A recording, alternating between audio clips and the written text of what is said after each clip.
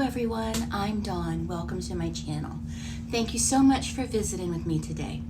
Now, if you haven't already, please consider subscribing to my channel. We do all kinds of fun things here. True crime, not that that's fun, but we do true crime, food content, lots of Disney content coming up, hauls, reviews, DIY, SFX makeup, chit chat. I have a lot of interest and I want to share them with you.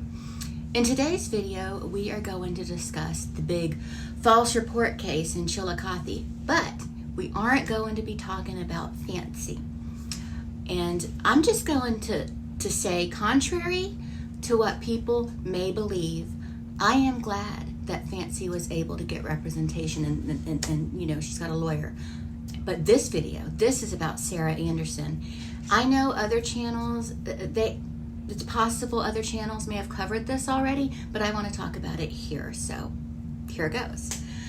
We really haven't had any updates to discuss as far as Sarah's case goes. Well, it's the same case, but as far as Sarah goes.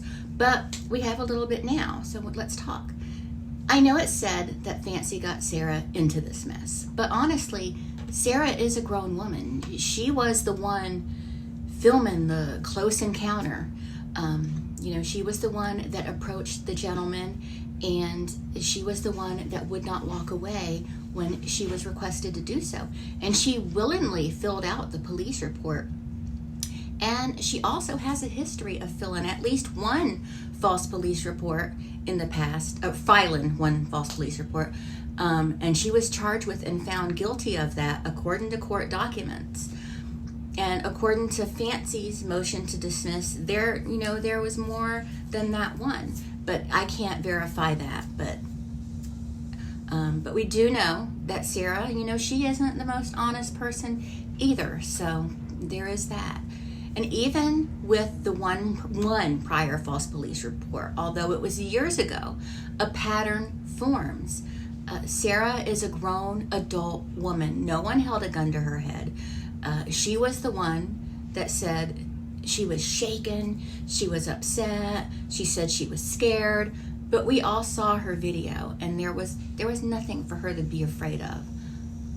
And she wasn't shaken, she was actively harassing them, in my opinion. Neither one of those men were a threat to her.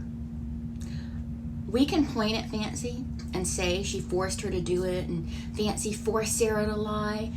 But there comes a time in life where you have to stick up for yourself. We weren't there. We are not sure what exactly went on between Fancy and Sarah in the discussion of the police report.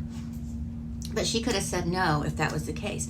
And I understand that Fancy is bullish and comes across as forceful and pushy. But sometimes in life, you have to push back. Fancy may have had her hand in it, maybe, and that's for the court to decide. But like I said, this is or is becoming a pattern with Sarah. Okay, it's an unfortunate situation, but it's of her own making. She did this. She can't blame Fancy. So on September 20th, 2024, Sarah's attorney filed a motion for the defendant to appear via WebEx. So let's give that a read. I gotta put my glasses on, I'm sorry.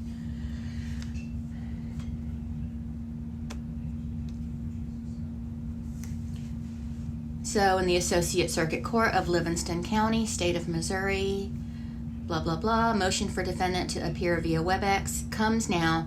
Defendant by and through undersigned counsel of record and request permission from the court for the defendant to appear via WebEx for all future court dates. In support of this motion, defendant states, 1, the defendant resides in, we know where she resides, but I'm not going to say it, which is 350 miles from Livingston County Courthouse.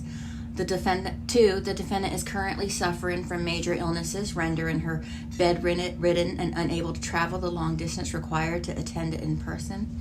A list of her illnesses provided by the medical doctor are included herein. Her email address, her phone number. Wherefore, defendant requests this court to grant her permission to appear via WebEx for all future court dates. And then it's signed by her attorney. And hold on. Sorry. Come on. Why does this thing decide to? We don't, of course, get the list with her illnesses, but that's none of our business anyway. And it says, motion to appear via WebEx for all future court dates denied at this time.